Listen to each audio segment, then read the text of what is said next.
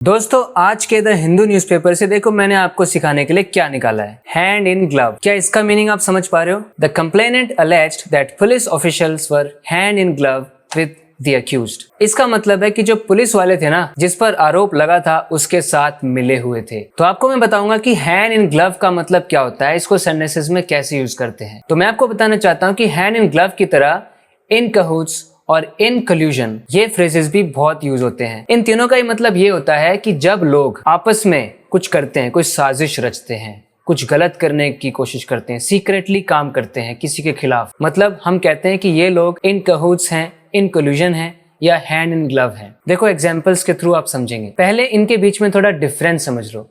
इनके बीच में जो डिफरेंस है वो इन फैक्टर्स पे डिपेंड करता है कि ये फॉर्मल कितने हैं, मीनिंग क्या है, ये पॉजिटिव या नेगेटिव मीनिंग कन्वे करते हैं। तो हैंड इन ग्लव को जब आप यूज करते हैं तो इसका मीनिंग न्यूट्रल होता है, फॉर्मल या इनफॉर्मल दोनों ही केसेस में यूज हो जाता है।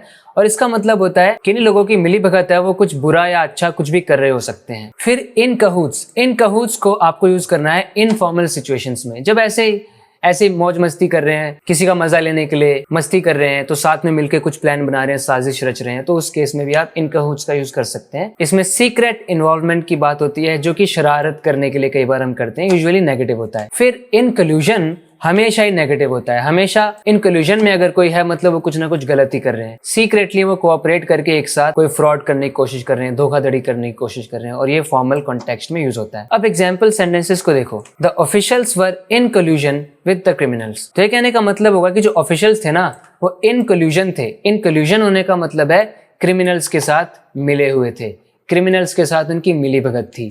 The two companies were in cahoots to fix prices. Prices को फिक्स करने के लिए वो दोनों साथ में काम कर रहे थे, दोनों की मिली भगत थी कि हम दोनों ही प्राइस बढ़ा देंगे, कस्टमर्स कहाँ जाएंगे। The two companies were in cahoots to fix prices. The politician was hand in glove with the mafia.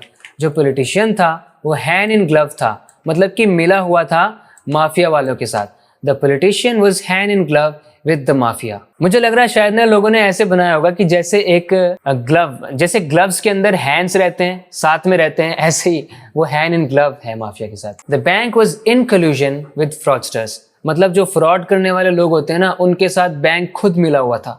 कितनी अनफॉर्चुनेट बात है, कितनी दुख की बात है ना। Corrupt officials were hand in glove with smugglers. कुछ ऑफिशियल्स करप्ट थे और वो मिले हुए थे स्मगलर्स के साथ।